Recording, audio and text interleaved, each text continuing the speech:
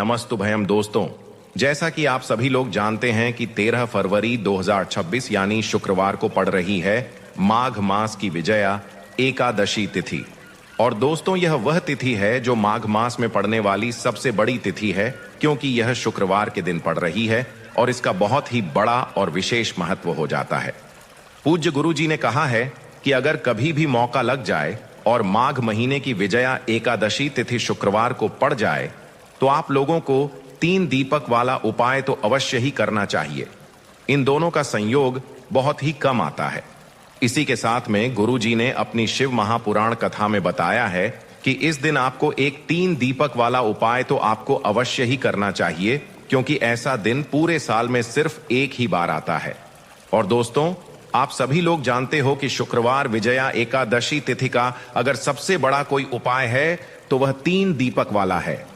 तो दोस्तों, शुक्रवार विजया एकादशी तिथि के दिन आप लोगों को इस 3 दीपक वाला उपाय को जरूर करना है। बहुत सारे लोग होंगे जिन लोगों ने इस उपाय को न किया हो, मतलब पूरा साल निकल गया, उन्होंने किसी भी दिन इस 3 दीपक वाला उपाय को न किया हो। पर दोस्तों, आपके पास एक आखिरी मौका बचा हुआ है, जो कि 13 फरवरी शुक्रवार विजया एकादशी तिथि के दिन है। इस दिन आप लोगों को इस वाले उपाय को जरूर कर लेना। भले ही आपने पूरे महीने भर इस उपाय को ना किया हो, पर अगर आपने इस माघ महीने के शुक्रवार विजया एकादशी तिथि के दिन अगर इस वाले उपाय को कर लिया तो आपको इस उपाय को करने का वह फल मिलेगा जिसकी आपने कभी कल्पना भी नहीं करी होगी। इसीलिए आप लोग इस वाले उपाय को एक बार जरूर कर लेना है, ताकि आप लोगों के हाथ से यह मौका ना जा सके और आपको इस उपाय को करने का फल मिल सके। दोस्तों, यह उपाय पंडित जी अपनी अभी की ही श्री शिव महापुराण की कथा में बताया है। जी, इस उपाय को आज हम आपको बहुत अच्छे से समझाने वाले हैं। इस वीडियो को देखने के बाद इस उपाय को समझने के लिए आपको कोई और वीडियो को देखने की जरूरत नहीं पड़ेगी। तो चलिए दोस्तों, उपाय को शुरू करते हैं।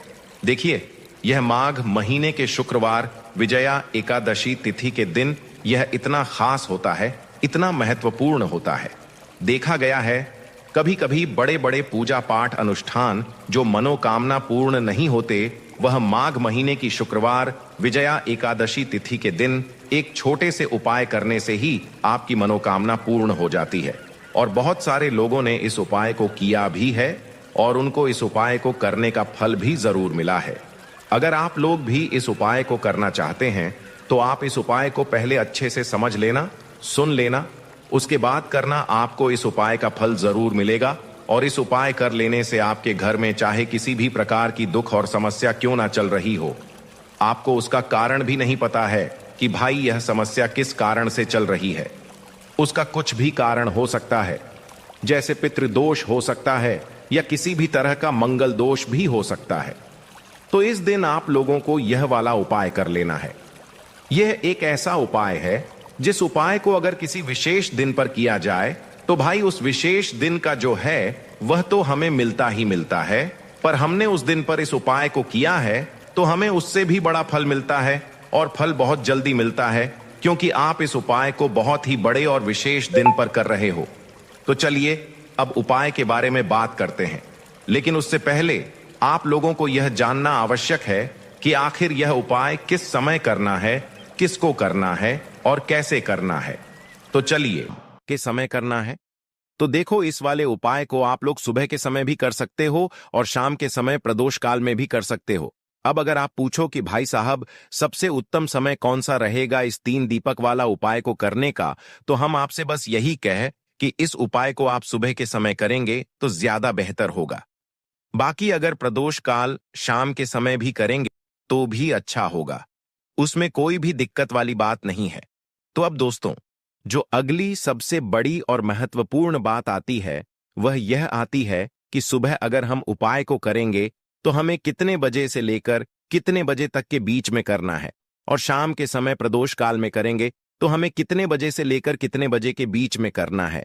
तो देखो, सुबह जितनी जल्दी हो सके आप उपाय को करने की कोशिश करना। बाकी अगर किसी कारणवश लेट भी हो जाओ, थोड़ी देर भी हो जाए, तो 13:00 या 13:13 बजे तक भी आप उपाय कर लेना, पर 13:02 बजे से ज्यादा देरी ना हो। ठीक है, इस बात का ध्यान रखना।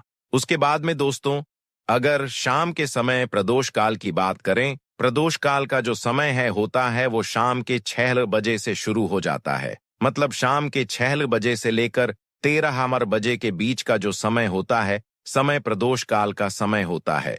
तो आप इस उपाय को 13 या 13 बजे के बीच में भी कर सकते हो।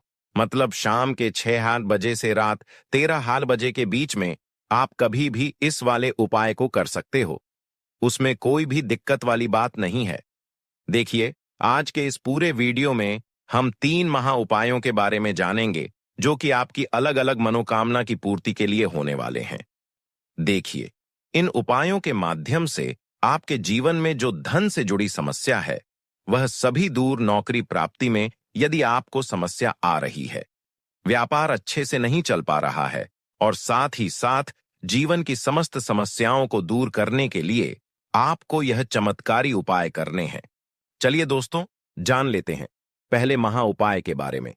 देखिए दोस्तों, यदि आपकी ऐसी कोई भी मनोकामना जो परिपूर्ण नहीं हो पा रही है, आप उपाय कर करके थक चुके हैं, लेकिन आपको ऐसा लगने लगा है कि महादेव आपकी सुन ही नहीं रहे हैं, या फिर आपके घर में धन को लेकर बहुत ही अधिक समस्या है, और यदि आप चाहते हैं कि घर में हमेशा सुख समृद्धि बनी रहे, देखिए दोस्तों, इस उपाय को करने के लिए सबसे पहले तो आपको एक पीपल का पत्ता लेना होगा।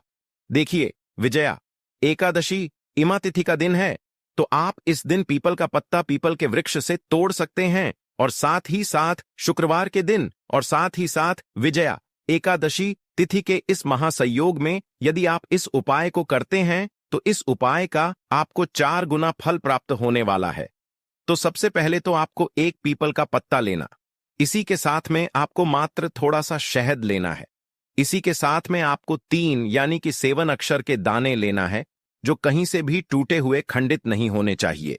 इसी के साथ में आपको लेने होंगे एक चुटकी काले तिल आप 13 भी ले सकते हैं, 213 भी ले सकते हैं, 513 भी ले सकते हैं, है जितने भी आपके पास हैं उतने ले सकते हैं। देखिए दोस्तों, आपके पास जो पीपल का पत्ता है, सबसे पहले तो उस पीपल के पत्ते पर आपको शहद की 3 बिंदियां लगानी है।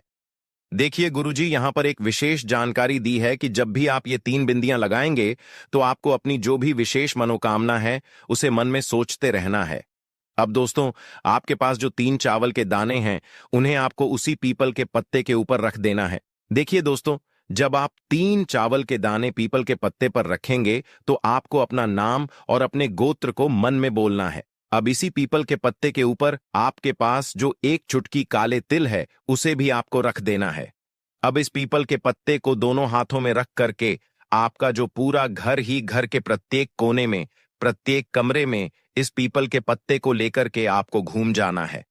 केवल बाथरूम और शौचालय को छोड़ करके सभी कमरे में घूम जाना है। आपको लगातार ओम नमः शिवाय या फिर श्री शिवाय नमस्तुभयम इस मंत्र का जाप करते रहना है। अब दोस्तों, इस पीपल के पत्ते को लेकर के सीधे आपको पहुंच जाना है किसी भी बहते हुए जल में, सरोवर के पास, वहां पर अपना नाम और अपनी गोत्र को बोलते हुए और अपनी जो विशेष मनोकामना है उसे बोलते हुए इस पीपल के पत्ते को आपको जल में प्रवाहित कर देना है। देखिए दोस्तों, गुरुदेव ने बताया है कि यदि आपके घर के आसपास कोई भी नदी, तालाब, सरोवर नहीं है तो इस पीपल के पत्ते को आप पीपल के वृक्ष के नीचे या फिर बेल पत्र के वृक्ष के नीचे भी रख के आ सकते हैं। वहां पर भी आपको अपना नाम और अपनी गोत्र बोलना है और अपनी मनोकामना को बोलते हुए वापस आपको अपने घर आ जाना है। गुरुजी ने बताया है कि जो भी व्यक्ति 13 फरवरी माघ मास की शुक्रवार विजया एकादशी तिथि पर इस उपाय को कर लेता है, उसकी सारी कामनाएं स्वयं हमारे महादेव परिपूर्ण करते हैं। अब दोस्तों, हम जान लेते हैं दूसरे विशेष उपाय के बारे में। देखिए, इस उपाय के माध्यम से आपके घर में सुख, शांति, समृद्धि और धन संपदा हमेशा बढ़ती रहेगी। आपका जो दुर्भाग्य है वह दूर होगा। माता लक्ष्मी हमेशा आपसे प्रसन्न रहेगी। देखिए, इस उपाय के लिए आपको 3 दीपक लेने हैं। देखिए, पहला जो दीपक है वह आपको गोल भाती वाला दीपक लेना है, और इस दीपक के अंदर आपको गौ माता का शुद्ध देसी घी डालना है, और जो अन्य 2 दीपक हैं वह आपको लंबी बाती के तैयार करने हैं, और इन दोनों दीपक के अंदर भी आपको गौ माता का शुद्ध घी प्रयोग करना है। तो एक दीपक आपको गोल बाती का तैयार करना है, 2 दीपक आपको लंबी बाती के तैयार करने हैं। देखिए, गुरुदेव ने एक जानकारी दी है कि यदि जो आप लंबी बाती के 2 दीपक हैं उन्हें आटे के बनाते हैं, नहीं बना सकते तो मिट्टी के दीपक ले सकते हैं। लेकिन गुरुजी ने बताया है कि आ का दीपक बनाएंगे तो आपको इसका 4 गुना फल प्राप्त होगा। अब दोस्तों, इन दीपक को आपको प्रज्वलित नहीं करना है। तीनों दीपक को सबसे पहले तो आपको लेकर के पहुंच जाना है इस 13 फरवरी माघ मास शुक्रवार विजया एकादशी तिथि पर बेलपत्र के वृक्ष के नीचे। अब जो आपके पास गोल बाती का दीपक है, सबसे पहले तो उसे आपको बेलपत्र के वृक्ष के नीचे प्रज्वलित करना है। दीपक के नीचे आपको आसन के रूप में चावल के दाने रख देना है। तो पहला गोल बाती का दीपक आपको बेलपत्र के वृक्ष के नीचे प्रज्वलित करना है। अब जो 2 दीपक बचे हुए हैं उन्हें आपको अपने घर पर लेकर के आना है। घर में जब भी आप प्रवेश करेंगे तो आपके सीधे तरफ आपको जो लंबी बाती का दीपक है इसे प्रज्वलित करना है। यानी कि मुख्य द्वार में जब भी आप प्रवेश करते हैं तो आपके सीधे हाथ की तरफ लंबी बाती का दीपक आपको प्रज्वलित करना है। इस दीपक के नीचे भी आपको आसन के रूप में कुछ ना कुछ अवश्य लगाना है। और तीसरा, जो लंबी बाती का दीपक है उसे आपको अपने घर के मंदिर में माता लक्ष्मी के सामने प्रज्वलित कर देना है। ध्यान रखना, दीपक की जो बत्ती है उसका मुख आपको उत्तर दिशा की रखना है। गुरुदेव ने बताया है कि जब भी आप तीनों दीपक को प्रज्वलित करेंगे तो उनमें आपको एक एक कमल गट्टा भी डालना है। देखिए, इस उपाय का महत्व क्या है। जब भी आप बेलपत्र के वृक्ष के नीचे एक दीपक प्रज्वलित करेंगे तो वहां पर माता लक्ष्मी का निवास होता है। और दूसरा दीपक जो आप अपने घर के मुख्य द्वार पर लगाएंगे तो माता लक्ष्मी आपके मुख्य द्वार तक आएंगी। और जब भी आप तीसरा दीपक प्रज्वलित करते हैं तो माता लक्ष्मी आपके घर के मंदिर में निवास करती है। तो इस प्रकार से आपको यह विशेष उपाय भी करना है। हम जान लेते हैं तीसरे महा उपाय के बारे में। देखिए, इस उपाय के माध्यम से भी आपकी मनोकामना पूर्ति होने वाली है।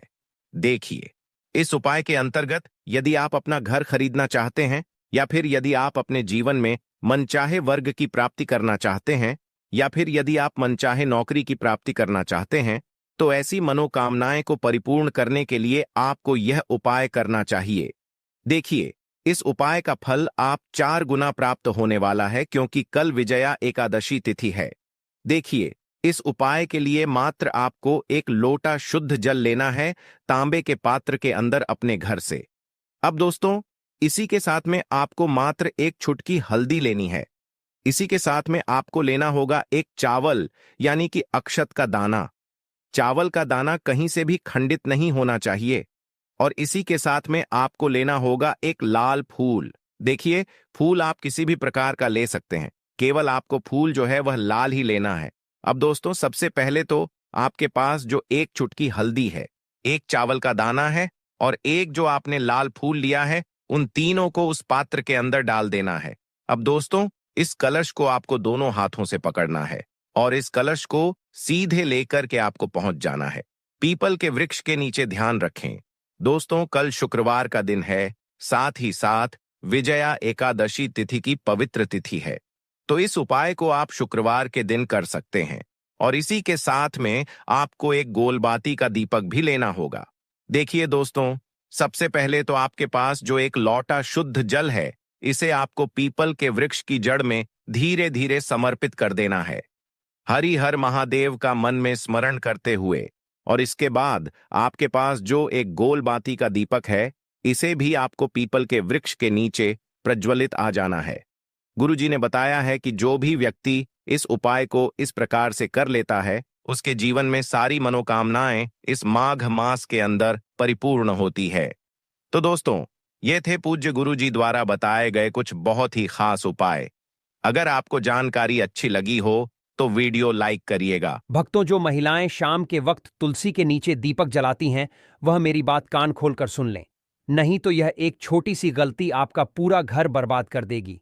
आपके घर में अकाल मृत्यु, गरीबी, कंगाली, बीमारी और नकारात्मक शक्तियां प्रवेश करने लग जाएगी। भक्तों, आज जो रहस्य मैं आपको बताने जा रहा हूं वो साधारण नहीं है। ये बात हर उस महिला को जाननी चाहिए जो रोज शाम को तुलसी के सामने दीपक जलाती है, क्योंकि यह केवल एक पूजा नहीं बल्कि एक गहरा आध्यात्मिक नियम है। जो गरुड़ पुराण में बहुत ही सुंदर तरीके से समझाया गया है। देखिए, गरुड़ पुराण कोई आम ग्रंथ नहीं है। इसमें जीवन की छोटी से छोटी बातों को इतनी बारीकी से बताया गया है